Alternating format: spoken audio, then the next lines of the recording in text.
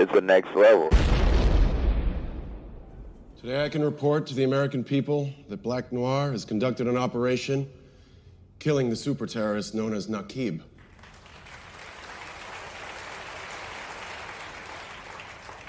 But that doesn't mean sacrifices won't still be made. The proof of that, sadly, lies before us. For today, we mourn a fallen member of the Seven. Translucent. Murdered in cold blood by the cartel super terrorist El Diablo.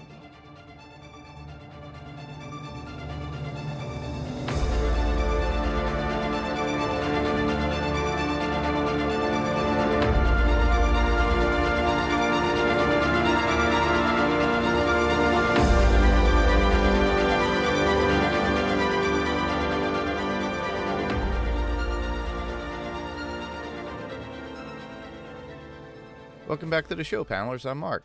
And I'm Steve. And Mark, I have to explain myself. I have to correct myself, actually, that last week when we were talking about episode 10 of Umbrella Academy season 2, I thought that 5 was present at the funeral, but I went back, I rewatched the scene several times, I slowed it down, I paused it, I counted, I looked at faces, I looked at people, and no, 5 is not at that funeral for Ben. So my confusion is quelled. Now, there is a slight confusion that if you listen to Strange Indeed's podcast, one of their feedback said, and I have to go back and rewatch when Ben in episode 9, when Ben is talking to Vanya, because their feedback said that he said he's been dead for 17 years, but I think he said he died when he was 17. Because that would be correct, but he hasn't been dead for 17. If he died in 2006 and it's now 2019, when they went back in time, he wouldn't have been dead for 17 years. So there's a little bit of confusion there, but we'll have to see. Maybe the writers just kind of messed up, or maybe he misspoke it and nobody caught it, on continuity stuff. But not a big deal. It didn't have me spiraling as much as when I thought 5 was present. Yeah, at the funeral. So, well, but we're done talking about Umbrella Academy. So, yeah, at least for now. Yeah, we're heading on to The Boys, and this week we're covering The Boys season 2, episode 1, The Big Ride. But let's get some housekeeping out of order, or get some Sure. housekeeping done, just to make sure everybody knows. If you're listening to this, Mark and I have watched the entire. I hope you watched episode 8, Mark. Oh, I finally did. Okay, because if you didn't, there's a huge spoiler. That's because we are a spoiler-full podcast for the entire second season of The Boys. I want everybody to be aware of that. We have already watched it through, so as we rewatch these episodes kind of in a slower fashion, we're doing it from the point of view of, we know episode 8. So I want our listeners to be aware of that. If you're thinking that we have not watched the entire episode, that is not the season. That is not correct. We have watched the entire season, so we're caught up. We know. So we're going to talk about foreshadowing. I've got some stuff about foreshadowing. We're going to talk about what we see that's going to play into later on in the season, and all that. So I want everybody to be aware that if you have not finished The Boys season 2, go back and finish The Boys season 2, and then come back and listen to our rewatch podcast. Exactly, yeah. This will be completely spoiler-filled as far as future episodes, things that we think of may come, because, as we know, my memory stinks, but in the sense that when I rewatch these episodes, I get more out of it than I did the first time. I'm a little bit more of awareness. So as we look at these and try to study these, it's pretty interesting. So with that, we'll go into The Boys Season 2, Episode 1, The Big Ride, and the synopsis for that episode is: with Butcher still missing, Huey, Mother's Milk, Frenchie, and Kimiko are now fugitives, and Homelander and Vought are more powerful than ever. But just as the boys are about to leave the country, they are pulled back into the fray. So, yeah. And overall, my thoughts on this, it was a nice big opening, kind of like an awakening of back those memories of the first season, but it's not as extreme when the first season opened up, Because in the first season, we get that first episode, you see Huey's there, and we do get a recap of that where, his girlfriend, he's holding her hands, and then A-Train blows through her, and we get that whole backstory of what happened in season 2. But with this, it didn't open up with a huge bang, but it gave us some, kind of like spy, a spy feeling to me when it came to the very beginning with Starlight and Huey and how they were interacting, and Huey hiding some information from Mother's Milk and Frenchie and where they were staying, and looked to me like some sort of drug gang area. They were staying in this place where they were, setting up drugs to be sent out and shipped, and he has to stay in his little kind of like a what would you call that? Like a deli or something? Or... Yeah, it's a pawn shop. You're talking about the front. Yeah, the front is a pawn shop for the drug dealers. Yeah, they're in the basement of a pawn shop. In fact, they say that later. I think it's in episode 2 or later when they actually say that we're in the basement of a pawn shop. So yeah, and they're hiding away. And it's the Haitians. They're there. Kind of Mother's Milk is doing the first aid for the Haitians, and Frenchie is selling them weapons. So yeah, it was a really great. The first episode it was really great to go back and rewatch it because it reminded me of a lot of things that I forgot, and it's a really good setup for the rest of the season. It establishes where all of our characters are. It establishes what position they're in, that kind of thing. So yeah, so this first episode is really, really important. It's pivotal. Yes, definitely. And with that, we should get into our top 5s. Absolutely. Hey, man. Yeah. Want a fresca? Thanks. So I'll start off first, and my number 5 would be Black Noir's attack on Nakim.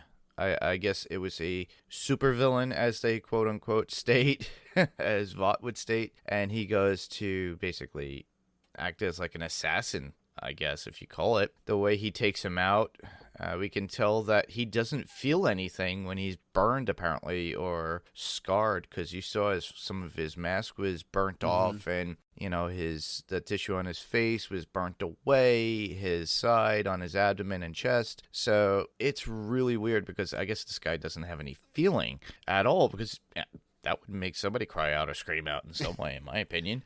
Yeah. And then a spoiler about the Black Noir. So in the comic book, and this is a comic spoiler, so you could shoot ahead a little bit if you want, listeners, but if you guys have read it, and you could correct me if I'm wrong, but basically Black Noir in the comic was a clone of Homelander.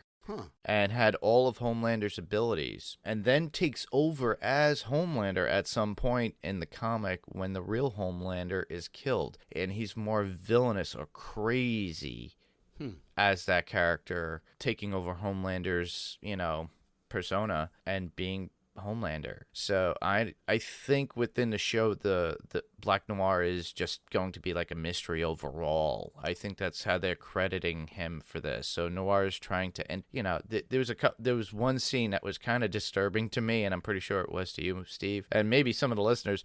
Noir trying to entertain that kid in the bed with the stuffed bunny, but still having what was it, Nakim's head in his other hand, dripping. Yeah, I think that kid is supposed to be Maverick, supposed to be Translucent's son. I think that's who that kid is supposed to be. Oh, really? So yeah, that's what I'm assuming. I can't think of any other family that he would go visit after killing this guy, because remember, this is the guy that they're giving credit for killing Translucent, even though we know Huey was the one who killed Translucent, and even Homelander knows that the boys. He may not know specifically which one of them, but he knows the boys killed Translucent.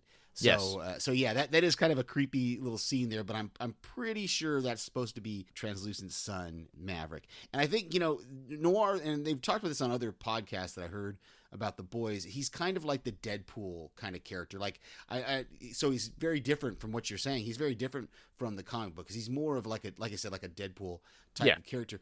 The only thing that confused me with that scene watching it this time was, how come only a small portion of his uniform is burned?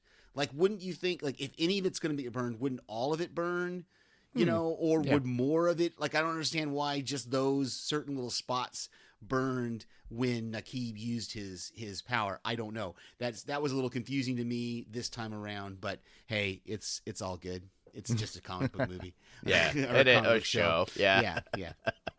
So my number 5 is just Translucent's funeral. We got Starlight singing, we got Deep drinking at that bar, and then being cut off, and he sees one of the pictures that they had of Translucent was actually him. He's like, that's me, that's my shoulder, that's not Translucent, and so I thought it was great. And I wondered, the one thing that occurred to me watching it this time was, do you think there was actually anything in the casket at all? Because right when they blew him up and they sent him in that suitcase or that briefcase that was at the bottom of the ocean that Deep found, right, or wherever it was made out of the only thing that, like, that's how Homelander found it was made out of the only thing that Homelander can't see through, and so he knew there was something in there for him, and so that was the pieces of Translucent's body. So I wonder if they actually put those in the casket or if the casket was empty.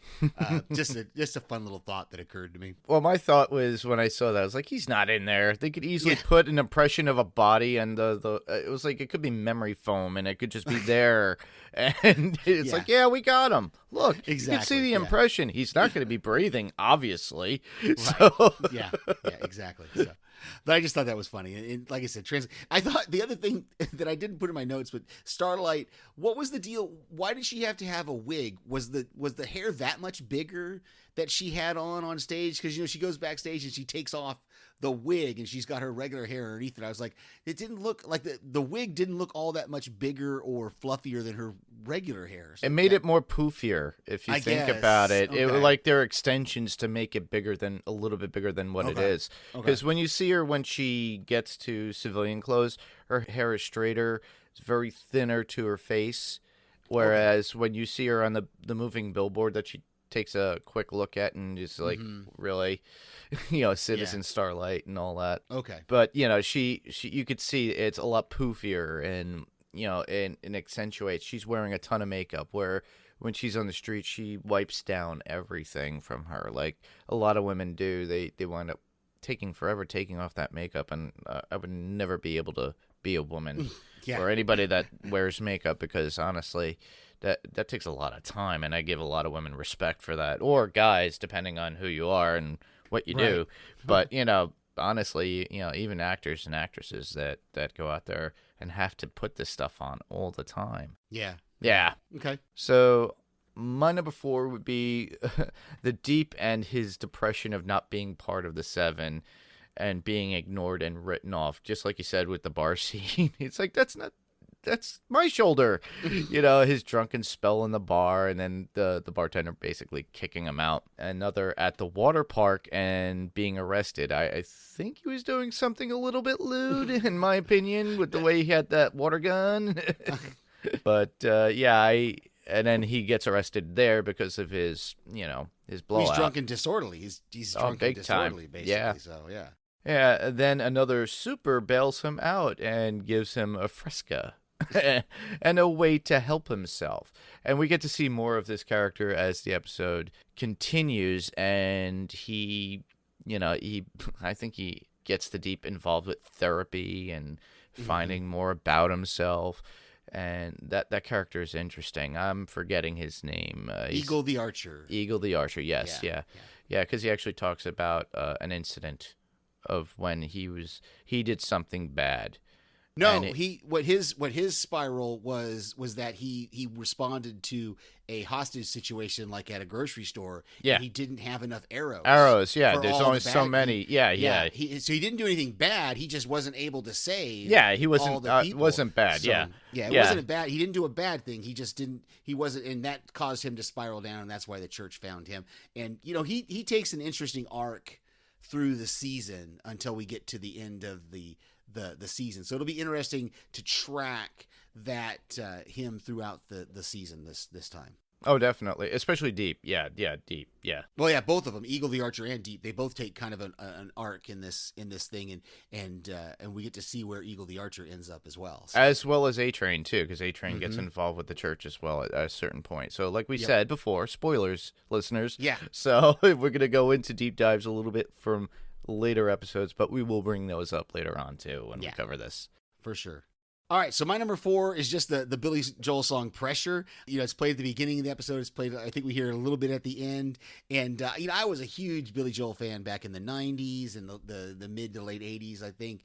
And so it was kind of cool to hear that. And then I noticed that Huey's wearing a James Taylor shirt at one point in the episode. So he definitely has this folk kind of rock or kind of slow rock, whatever you think of these guys. That's his jam. It's kind of older because he's definitely not of the generation, and I think he talks about it later in the season about why he's such a fan of Billy Joel. So it's really kind of cool to see that music and to see him kind of showing his fandom of that kind of music.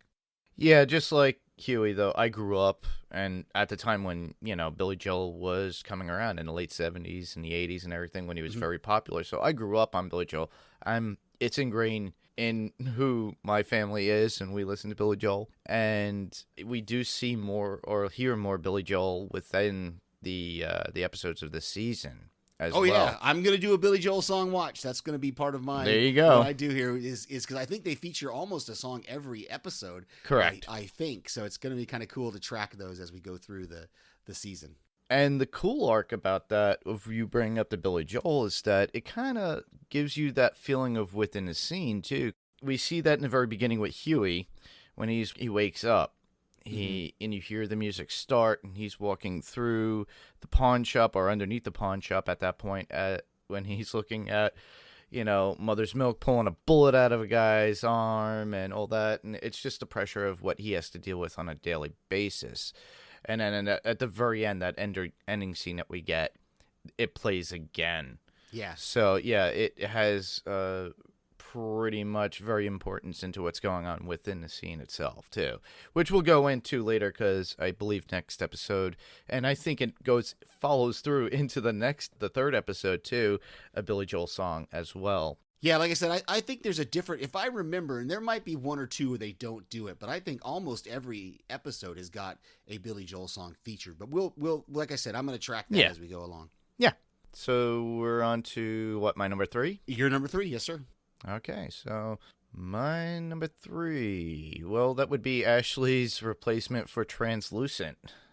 Blind Spot is shown to Homelander, and Homelander points out that he's useless without his ears. And then he smacks the guy in the sides of the head with some harsh fierceness, and his ears just start gushing blood. He's screaming on the floor, bleeding out. It just renders him making his ears useless, and him stating, "Without your ears, you're just another useless blind person."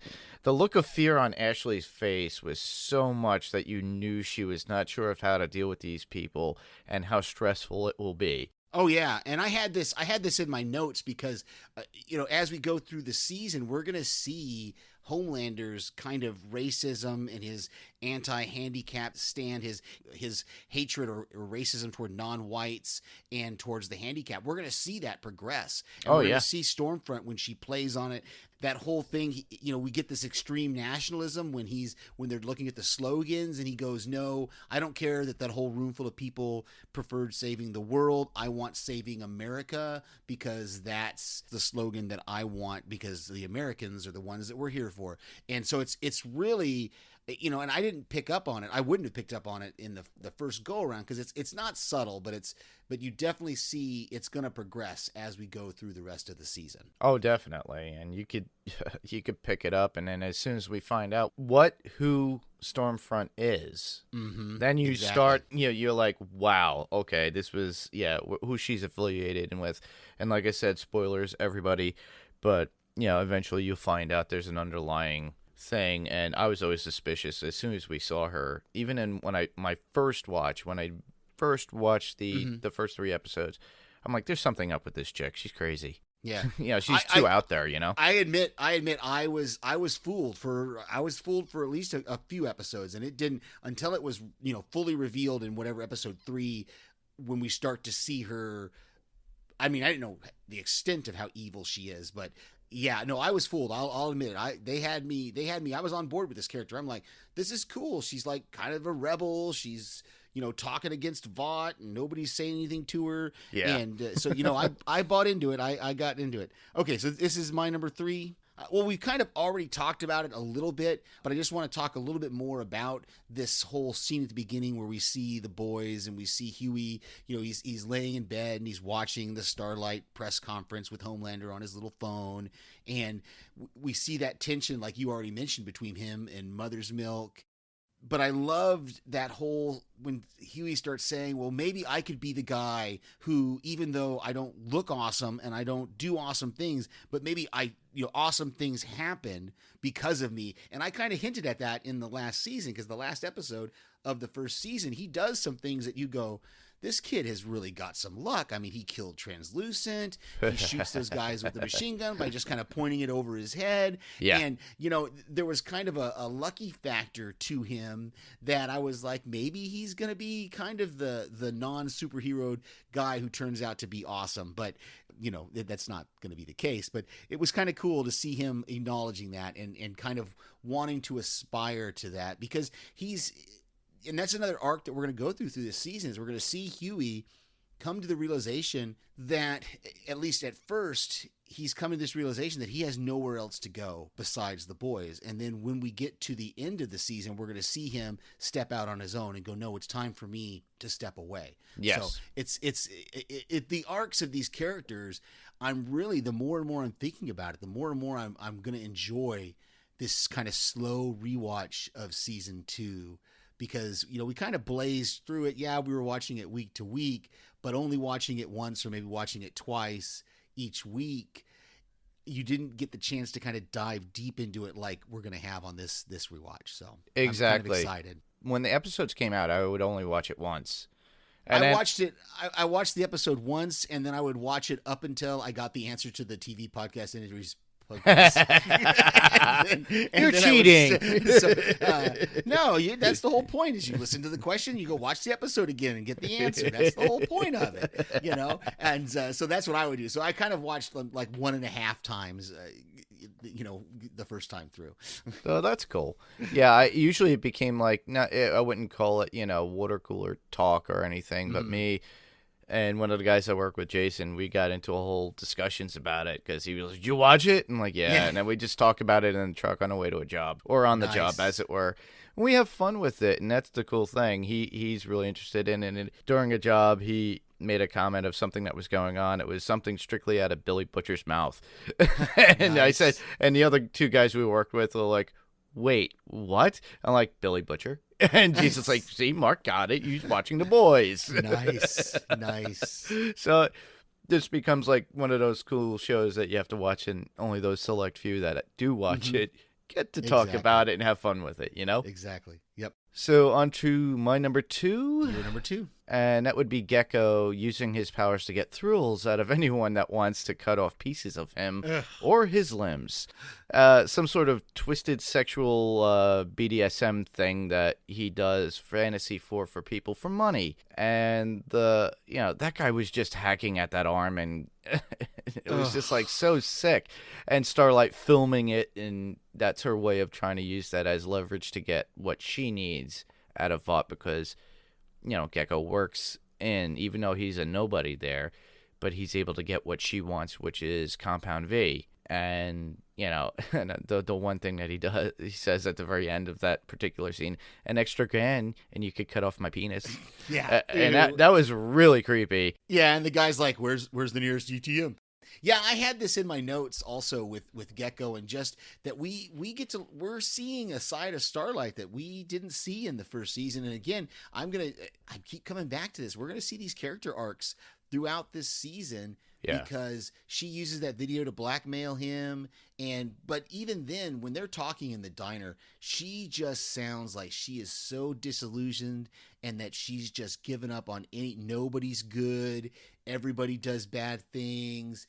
And it hurt me a little bit to see that Starlight has kind of lost this, the brightness and the positivity that she kind of had in the first season, and that she kind of got from Huey. And so it's another character arc that we're going to see her go through. And even when she gets close to the end of the season, we're going to see her turn to some kind of dark stuff. Yeah. So my number 2 is, we already talked again a little bit about Eagle the Archer, but I want to kind of talk a little bit about this and the Church of the Collective. We don't have it called that in this episode. We don't actually see it until the next episode when Deep is filling out that little workbook he has. But this whole idea of this cult, that this woman, and she's like, no, I'm not what did he say? I think he said therapy, and she said, no, it's not therapy, it's something else. And then the whole Fresca thing, which I don't think, if I remember correctly, the Fresca thing doesn't even get explained anywhere at all. But it comes up season. So much, though. Almost every episode, we got somebody from the Church of Collective. You want a Fresca? Like, no, even a Deep with A-Train. Yeah, you want a Fresca? Yeah, exactly. And I didn't even know Fresca was still around, but anyway, that's a whole other thing. I guess they must have bought some advertising here. But, exactly. Yeah, so it's really kind of cool, but of course she tempts him with the fact that she can get him back into the Seven, and then there's that whole line when Eagle is kind of making his statement to Deep. You can see her in the background mouthing the words, so you can definitely tell that what Eagle is saying is what he's been told to say, or what he's been programmed to say. However you want to put it with cults, it's so. Whew. Yeah. That's what this is pretty much like almost like a little cult that they could manipulate whatever soup that they need to do it for whatever they need, exactly. Mm-hmm. Yeah. And on to my number 1. Yes. That quick. So, yeah, that would be the introduction, the actual introduction of Stormfront. She is just over the top, and we find out a lot about her later on and her underlying, causes, or what she's there for. And she's brought into the Seven without Homelander's approval, which really pisses him off in some ways, Ashley went over his head with the with the CEO Edgar by doing this. No. This was Edgar. Yeah, this was Edgar all by himself. Yeah, Ashley had nothing to do with Stormfront. And then actually Homelander confronts Edgar about this. Mm-hmm. Yeah, and that's another one of those crazy scenes where we've never seen Homelander back down from somebody. Yeah, and he it shows back down. He kind of backs down. So, and it shows that how the CEO doesn't really care for him. He's like, I don't care for what you think. I'm in charge. Right. It's like he's a true puppet master of these soups, and he knows what the hell he's doing. And, Madeline was just there originally to control the soups from what we know. Mm-hmm. And, with Homelander confronting Edgar, you see that, and he backs down, and I just love Giancarlo Esposito. He was great as the CEO of Vought. And listeners, if you don't remember him, you will remember him when I say Breaking Bad. And he's such a great actor too.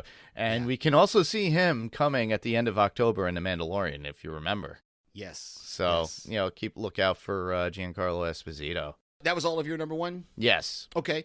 So my number 1 is just we get the first head popping scene. I totally forgot that this was in episode 1. I thought this was in episode 2. So I was totally not expecting it when I saw the scene start. And I was like, wait a minute, this is the head popping scene.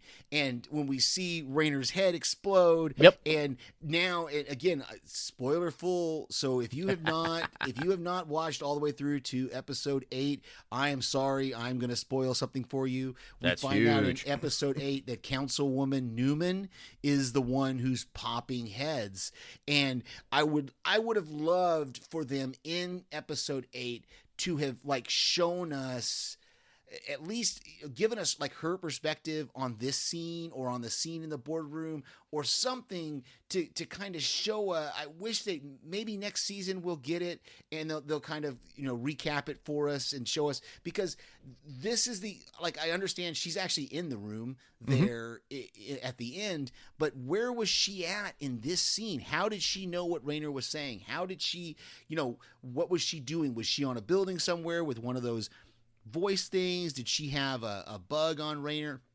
Yeah. I don't know. I kind of want to know how she knew Raynor was about to give this up, and so she popped her head.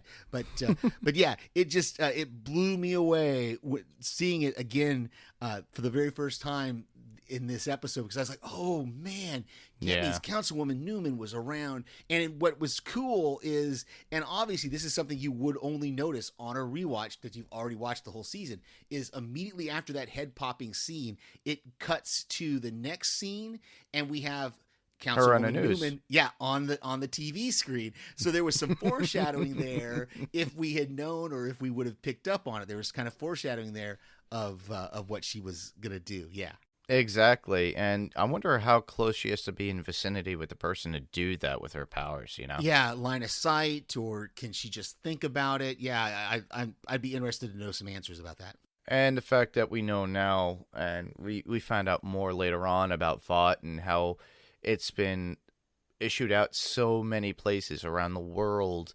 So even within America itself, you had people who have these powers because whoever took in as an experiment or something, they obtained these powers, but never were brought in as a suit. It's only when they start to expose themselves, I guess, through social media or, doing things on their own, that Vought seeks them out to be possible recruitments for their seven, or whatever you want to call their company itself, as what they're doing with soups. And plus, I want to add on to that with what you said, Steve. The actress that played Susan Rayner was Jennifer Esposito. Mm-hmm. And she has always played law enforcement in many movies and films. So she's like the FBI. And I always think she is like a typecasted for these characters, as it were, as an actor or actress. But she's always great at them too. So I thought she fit perfectly in it. And you could see her in such shows as NCIS, Blue Bloods, and if you remember Taxi, the movie with Jimmy Fallon and Queen Latifah. Oh wow, I didn't know that. Yeah, Yeah, that's kind of cool. Yeah, she always plays these kind of characters. So, and she's a really good actress too. Yeah. So we've got some notes here. Yes, I'll start off with the first one. That would be the capitalizing on the soups. All the shirts, like the plates, glassware, everything, anything with an image of the soups is on everything, plastered all over the place. We see that more so now in this episode than any other episode. Like the comic books that Huey passes in the pawn shop as he's walking out, you could see them on comic books that they have. We see it more as they leave Translucent's funeral.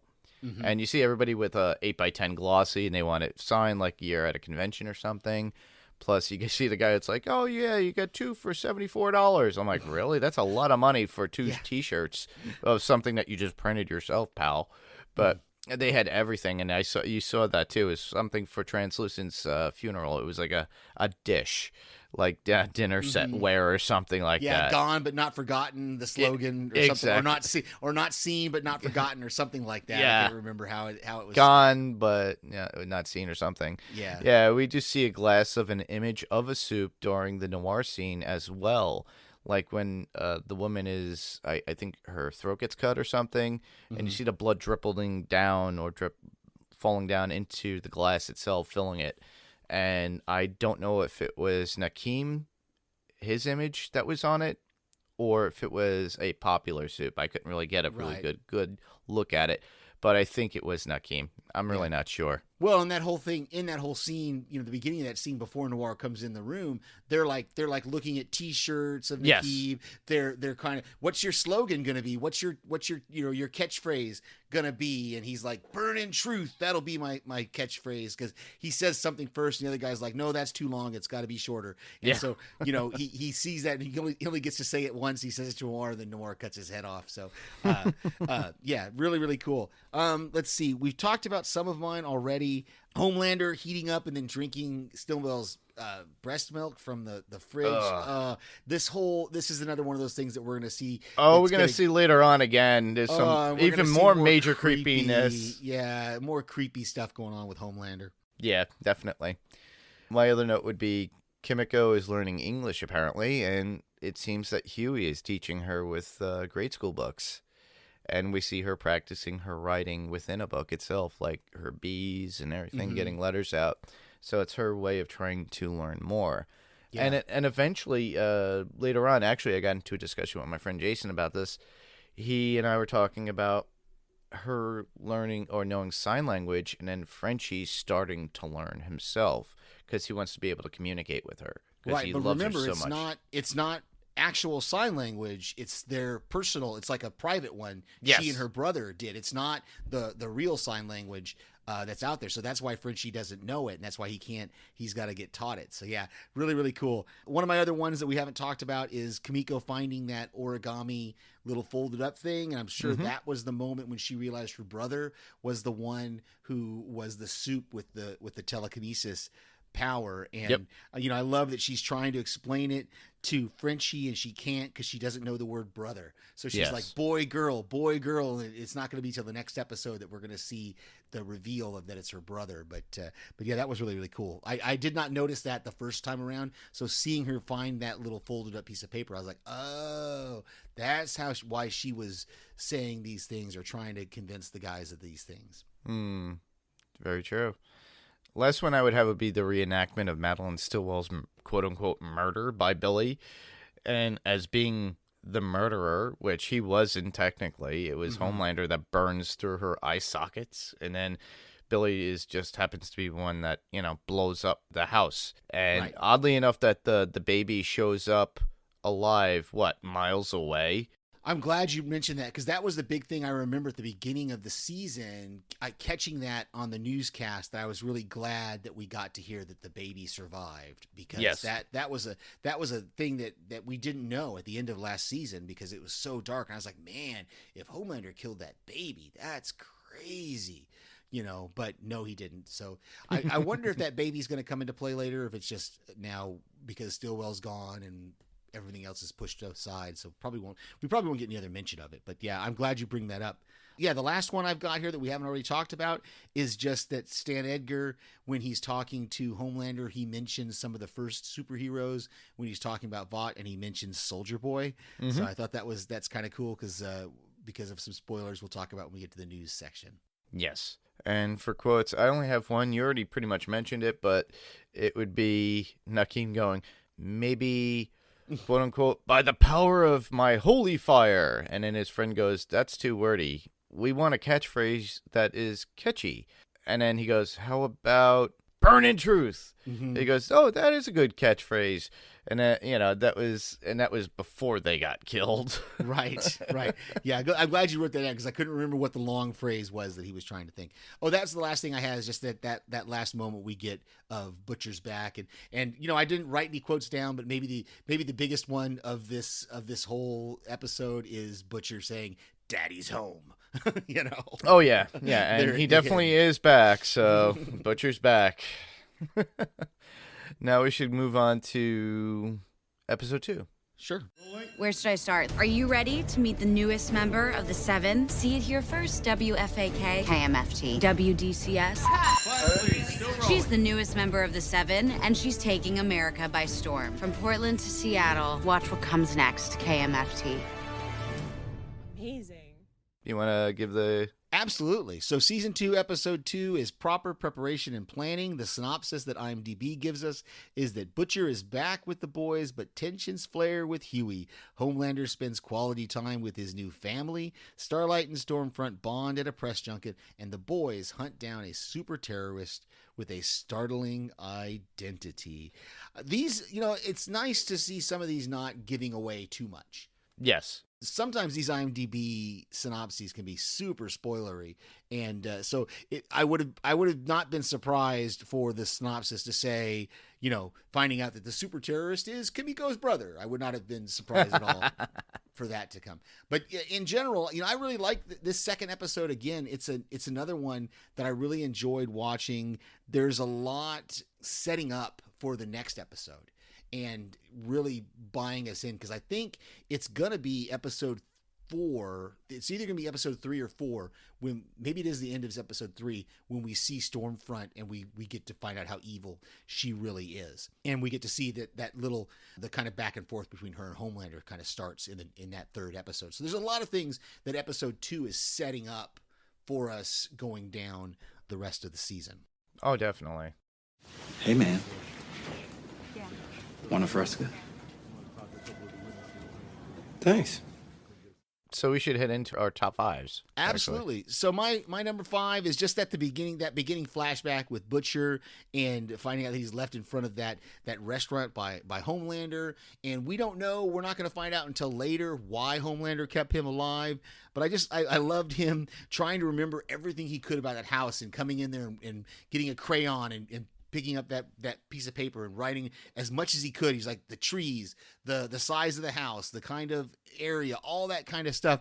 But of course, it's perfect timing that his picture pops up on the TV screen and with a super clear picture of him, and he looks exactly the same as he does. And so he has to get out of there right away. Yeah, hence why he shows up in some sort of like jogging gear, I guess, at the pawn shop, you know. But yeah, that would be my number 5 as well. You know, seeing Billy where Homelander drops him off, which is like, I guess, in Fort Wayne, because he didn't know exactly what state he was in. Mm-hmm. And, you know, him writing down what the house looked like so he doesn't forget it, so he could get back there. And then, of course, the news broadcast. Yeah, you know, and then, of course, you know, he had to get out of there because the girl at the restaurant's like, looks at the screen, looks at him, and he's out the door. Yep. So my number 4 is just that whole drug trip of Deep's. You know, Eagle the Archer says he's not going to drink the whatever it was. I don't know if it's ayahuasca or mushrooms or what it was that he was drinking, because it's Deep's journey to take. And then we get Patton Oswalt. It was so fun to hear Patton Oswalt as the voice of Deep's Gills. I love that. Yeah, you needed a comedian of that caliber to do that, though. Be a little bit that snarky, sarcastic kind of talking to him. Exactly. I love how he's listening to the Goo Goo Dolls and he turns off the music when he starts to hear that voice, and then he looks down and he sees his Gills talking to them. I love that the Gills are speaking with themselves in the third person. They're saying us, you know. It's just really it's just a fun kind of scene.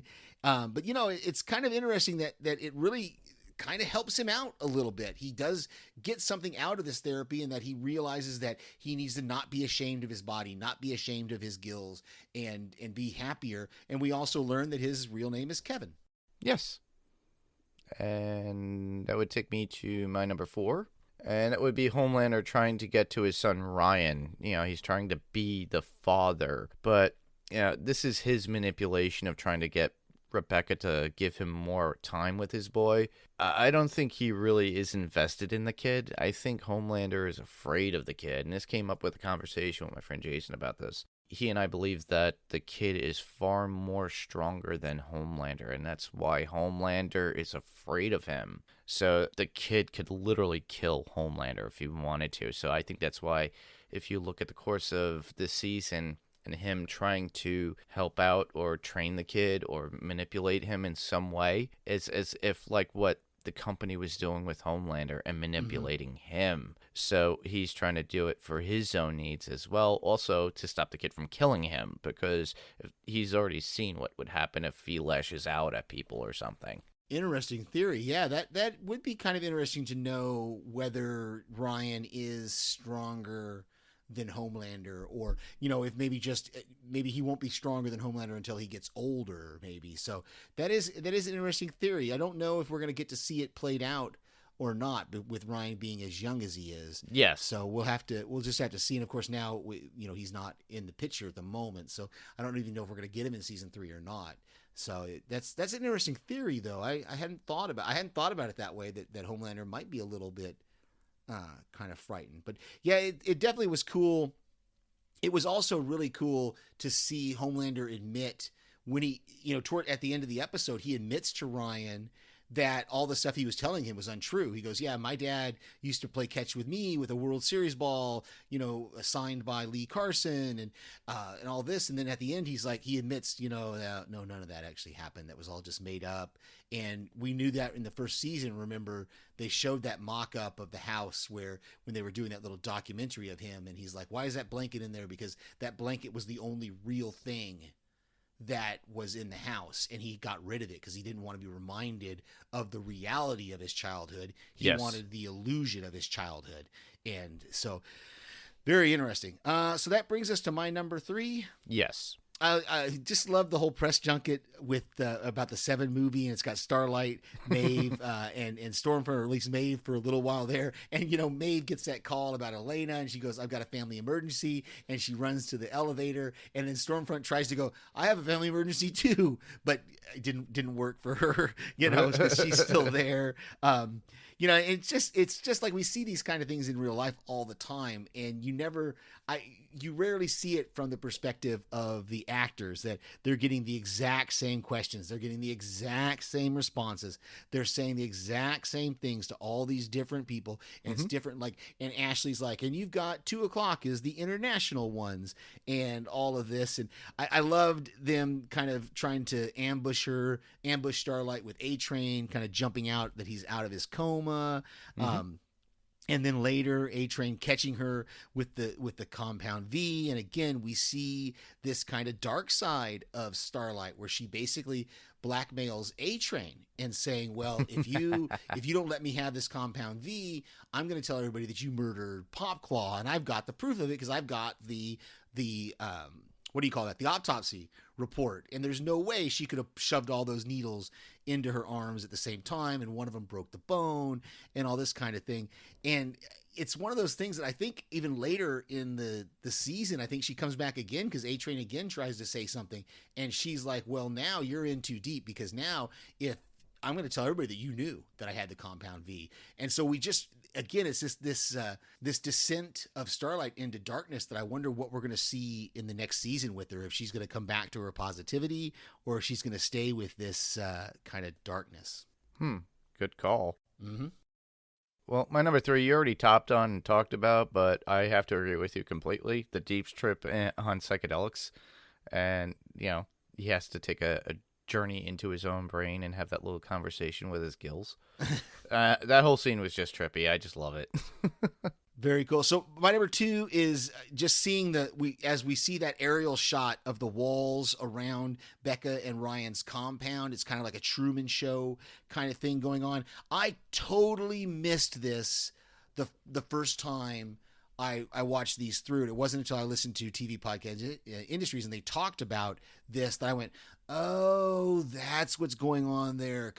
And they reveal, and we see that she drives to the gate, but it's not a gate to go in somewhere. It's a gate to go out. Mm-hmm. And then she talks to the doctor on the phone. And the thing that bugged me, though, watching it through this time and seeing it is, if he has a piano teacher, that means they have people within those gates who are specifically there to kind of make him think it's authentic. So yes. How come they didn't recruit some people, some families to be his friends? Why didn't they have him in like a small, one-room schoolhouse or something like that, to where he was with people there's a disconnect for me, the fact that why would they have this piano teacher but not have anybody else? Why wouldn't they, if they're going to have socialization with this piano teacher, why wouldn't they have socialization? I think they have families around, because you see more houses around there within that overlook. So I wouldn't be surprised if they had other families. Maybe they kept him separated because of his powers. Maybe they knew the fact that, he is Homelander's child. He could be a little bit dangerous. So him and around other kids, and he'll lash out. So that's the only thing I could think of that would cause them to do something like that. Kind of how they treated Homelander too as a child. Remember? But that's what that's what I'm saying is you would think that they would have corrected their mistakes with Homelander, and they would have created because we get the impression later on in the season, when he sees the fact that it's this compound, that he lashes out as his mom and he goes, "Well, you're just lying to me."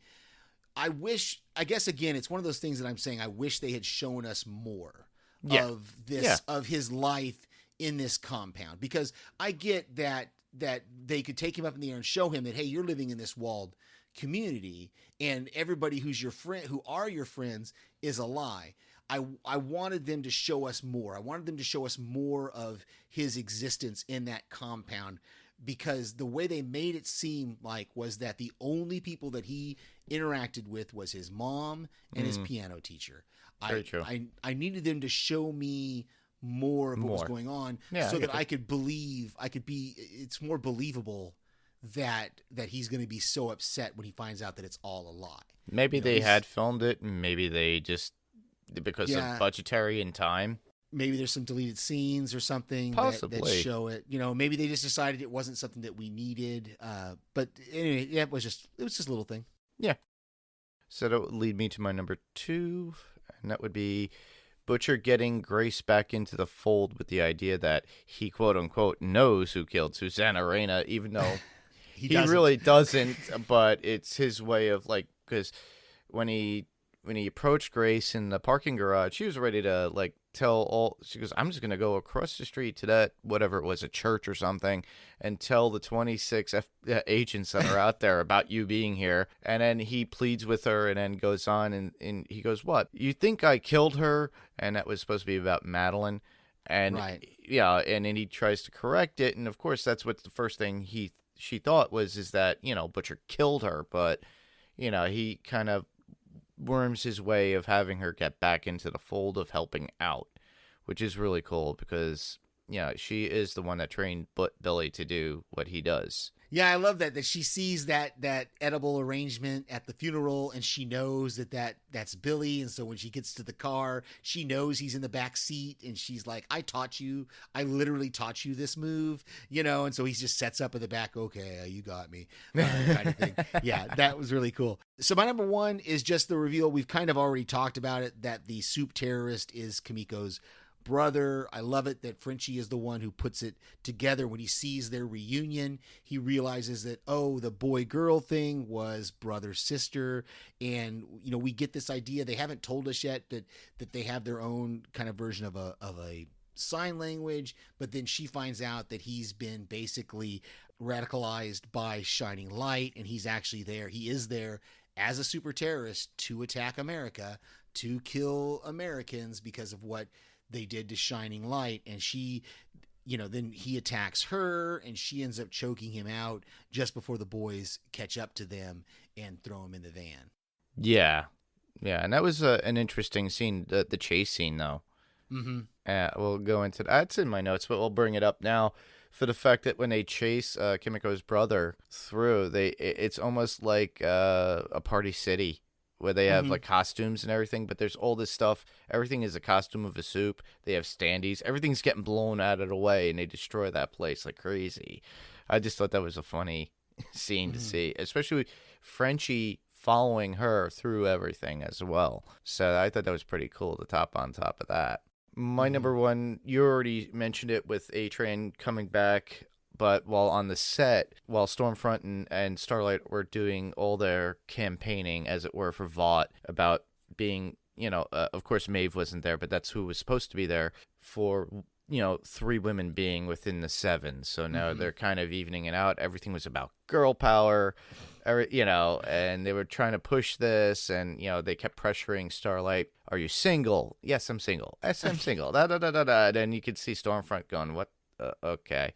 Yeah. Something's not right there, you know. And then A-Train calling her out at her place, because after that, before that, there was this exchange of the Compound V, because she hid it in her boot, and then Stormfront, she tried to hide it from Stormfront, and then when No, that's that convenient. She didn't put it in her boot because she realized that A-Train saw her, so she had it in her. She was holding it in her hand. Yes. And Stormfront had. I've got this in my notes. Stormfront kind of conveniently left her bag there, hanging on the chair, so she's able to stuff it into Stormfront's bag there before A-Train checks her boot. And I did notice when you see Stormfront come and get that bag, and she throws it over her shoulder, as she's walking away, you can see the little pink pouch sticking out of one of the pockets of her bag. So we do know for sure that that's what Starlight did with it, was she put it into Stormfront's bag, and then later she's going to retrieve it from A-Train said bag. No, Starlight's going to retrieve it from the bag, and then A-Train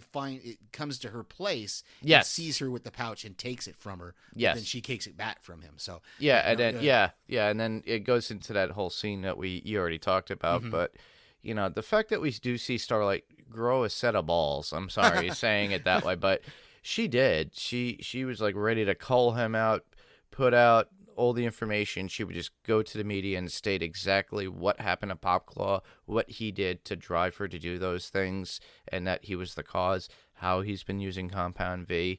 The fact that she was just like, all right, she could just be as dark as the rest of them, these soups, which makes me think, it's like, out of everybody, Butcher, we know he's a SOB. He's dark and evil. Huey's not so innocent himself. Neither is Starlight. Obviously all the soups have like something, dirty laundry. And the only two people that I really enjoy throughout the series that I think are really decent people overall, regardless of the misdeeds that they're doing, would be Frenchie and Mother's Milk. Mm-hmm. They're really, especially Frenchie, he has a true heart to himself. Just look at the way he reacts to Kimiko, how he loves her and does everything. And then Mother's Milk, and he just loves his kids and he misses them. He got really upset when he was told that his daughter was starting soccer or something. Mm-hmm. And it's just like he lost a lot of what was going on in his life. Frenchie. Well, yeah, and he's putting together that little house for his daughter so that he can give it to her, and that's his way of connecting with her. So yeah, for sure. It's you definitely hadn't ever thought about it until you bring that up. But yeah, Frenchie and Mother's Milk are really the purest of intentions here. Yeah, and even Huey kind of is, but at the same time, Huey's starting to go down a path as well. So interesting. So we've got a few notes here. Mm-hmm. Let me say we have already talked about Grace. There we saw the giant poster on the wall of Maeve with the Saving America slogan. I thought that was kind of interesting.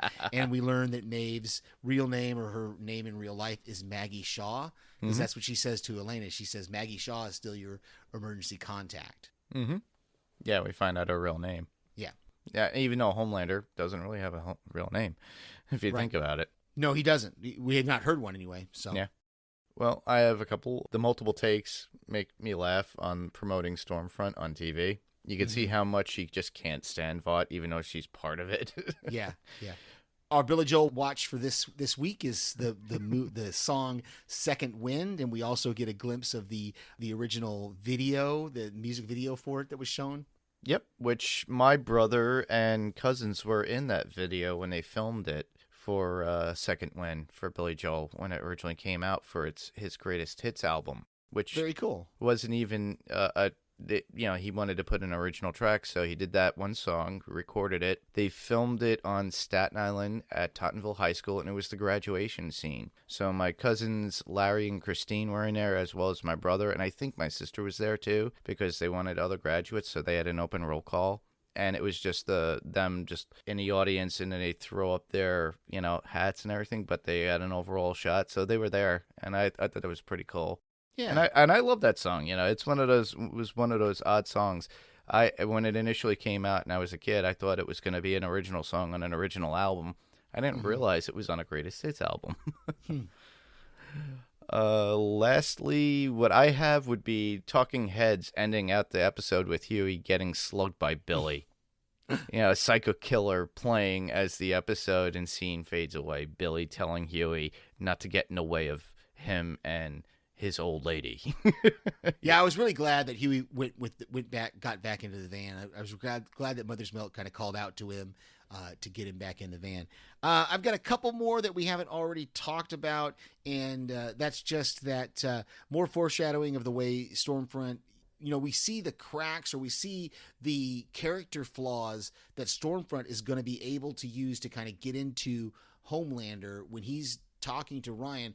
We already mentioned in the first episode, we're kind of seeing his racism and his his anti-disability, people with disabilities and non-whites. But here he talks to Ryan about the fact that they're gods and that they're so much better than everyone else and that they deserve something better. That ego is really starting to get trumped up. And what we're going to see later is we're going to see Stormfront is going to start to stroke. Poor choice of words there. She's going to stroke that ego more and more as he gets worse and worse throughout the season. And then the last one was it's one of those things that I would only have noticed on this rewatch, is that she really has a way of hiding her age. because she would have never, I mean, she may have dressed up like Pippi Longstocking as a child, but there were not Disney princesses that kids were dressing up as for Halloween Exactly. when she actually was a kid. So she's learned to kind of adopt these things and kind of fool other people, and so that people don't know her actual age, that she's actually 100 years old. And and we already talked about it with episode 1 with her introduction. I was fooled right up until the next episode where we see her reaction to Kamiko's brother and see what she does in that building. That I was totally, like I said, I was on board with this character, and then suddenly you go, oh no, she actually is evil. Yeah. She's not just a rebel, and we're gonna find out as we go through the season even worse. Yeah, she has ulterior motives. And to add on a little bit more, we already spoke about the song "Second Wind" by Billy Joel, and we hear Huey, or we see Huey listening to the song on his phone, iPhone, or whatever it is, several times. But if you think about the song itself, the song was based upon suicide and getting better for yourself. So if you think about it, when Huey's listening to the song, it's him trying to move on to get better for himself because of everything that's going on around him. So I think that song is very important, and we'll see it later on, especially when he talks about Billy Joel and his love of Billy Joel and why he loves Billy Joel. So we've got a couple of quotes here. I'll give one of mine first. I love at the beginning when they're talking to Billy Butcher and he's talking about what he's going to go. He's going to go see somebody, and he says to Huey, "You'll love it." And Huey says, "I won't love it. I never love it." I have one that would be, yeesh, if it vibrates any faster, that stick up our ass will explode. And that was Stormfront about Ashley when she runs down everything to Maeve, Starlight, and Stormfront that they have to do. And you could see the stress in Ashley in the scene. And no wonder you start to see her pull her hair out towards the end of the season. Yeah, exactly. So I had my last two were they're both Stormfront quotes, and that's when she's talking to Starlight and she says, "You're like the vaughtiest vaught in all vaught." And then when she's talking about Pippi Longstocking, and she's talking about what Starlight should have done, because obviously she knows what happened between Starlight and the Deep in the first season. She says Pippi Longstocking would bite a D. So I thought that was, if someone shoves it in your mouth, you bite it off. Yep. Yeah. So we have no feedback this week, but we do have a bit of news, and I think you put some in.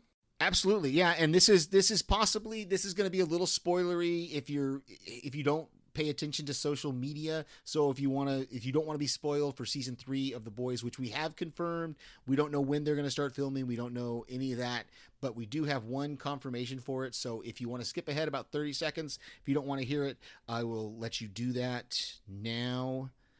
So it has been confirmed that there will be a season 3 of The Boys, and that Jensen Ackles has announced that he will be portraying Soldier Boy. We don't know what that entails. We don't know if it's going to be a flashback, if it's going to be the same character from the comics. We don't know anything about it. We just know that Jensen Ackles will be portraying Soldier Boy in season 3. Awesome. And I really am looking forward to seeing Jensen Ackles in this, too. I did enjoy him, even though I didn't really watch much of Supernatural, but I do enjoy him as an actor. I loved what he did in that show. It would be cool if, was it Adrian Padalecki, if he actually shows up, too. Jared. All right, I know I get that name wrong. Yeah.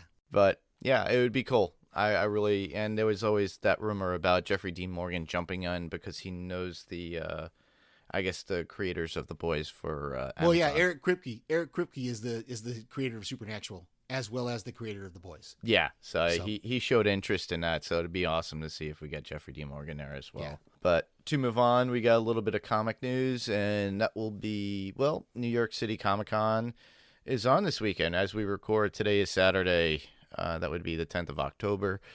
And I didn't really get to see much. I've been working like crazy, as well as editing a lot of podcasts this week too that you got to hear early this week. So I was able to get out on a podcast at least Monday, Tuesday, and Wednesday, and that was Triumphant Feet, and that wasn't just Panels to Pixels. That was also Adrenaline Cinema too. So I had fun this past week doing that, and then I had to have a day of rest at least when I got home from work, and then I passed out last night really early. But regardless, we have New York Comic Con, and that's going on now. You can see all the panels. They start usually around Thursday, so today's Saturday. They goes into the weekend. I'm pretty sure if you have not watched it, you could catch on it, and they have a YouTube channel, and you could check all the panels out as they release them on YouTube because they are free. A lot of what's going on with these virtual cons, those panels are free. So there's stuff there for like The Walking Dead. They did a whole, and I loved the fact that we finally got a trailer for Invincible. So we got to see the trailer for the Invincible cartoon series that's coming out that Seth Rogen's part of. There is a lot of stuff that's going on with Star Trek, or apparently with the Star Trek panel for Discovery and Lower Decks. There were a lot of dislikes apparently for one day before the actual panel came on because a lot of people were not happy with it, and then apparently they just disappeared, and I guess somebody was editing them, and then somebody made a comment saying, this had a ton of dislikes and nobody likes it. And they didn't have that many people viewing, apparently. But I actually got to watch Lower Decks a little bit, and I thought it was okay. It was interesting and funny. So my recommendation to those people who are naysayers, just give it a shot. You know, Trek can't be all serious all the time. So, but just like everybody else, I intend on watching these YouTubes as they come out because I did miss a bunch. So I recommend the New York Comic Con Fandemic ones that are out there. That's the new thing for Walker Stalker. Well, not Walker Stalker itself, but since Walker Stalker is no longer, you could watch all the Walking Dead stuff on those as well. So I recommend that. So now we should move on to podcast recommendations. So what do you have, Steve? Absolutely. Strange Indeed with Rima and Paik. They are going to be covering The Haunting of Bly Manor on Netflix. I just sent in my voicemail for the first episode. They are going to be watching one episode a week of The Haunting of Bly Manor. So if you're interested in that, check it out. They also do something that, and we need to start doing this, Mark. We keep forgetting, or at least I keep forgetting. I don't know if he'd forget it or just, but they have a spoiler post. They have a post on their Facebook page for every episode since they've already all dropped, so people can put their feedback into each individual episode, even though they haven't watched it yet, and so then they don't get spoiled about it because they don't look at those posts until it's time to watch the episode. Might be interesting, might be a thought to do for the boys going forward, but yeah, so check out Strange Indeed with Rima and Paik, Haunting of Bly Manor on Netflix, and also TV Podcast Industries will be continuing their coverage of Lovecraft Country. I think they have 2 episodes of that left. I think I just saw a post from Derek saying that they got their screener for the penultimate episode this weekend. So awesome. That'll be out on Sunday, and then the last episode will be next Sunday. Oh, cool. And I send voicemails to them as well. All right. Well, I only have 2 this week. First one would be Michael Rosenbaum, and I've mentioned it before, but the most recent episode of Inside of You, they talk to Dax Shepard, and they go into Dax's falling out of sobriety for like a moment and what he went through, and going through and getting inside the details of Dax and how he, how it affected his marriage with Kristen. And I thought it was a really good podcast. I highly recommend it. Lastly, I would be Run for Your Lives with Daphne and Paik on the Pirate Core Entertainment Network. And this week's episode, it just dropped. I tried to start listening to it, but this one is a little bit close to me because it's A Quiet Place, and where they filmed A Quiet Place was literally 1,500 feet from my house, the original movie, which was the house and the barn and the farm area. All that area was filmed, and they were here for 3 months, so it was pretty cool. You could hear my feedback on that podcast and listen to Paik talk, because he actually came up and visited my house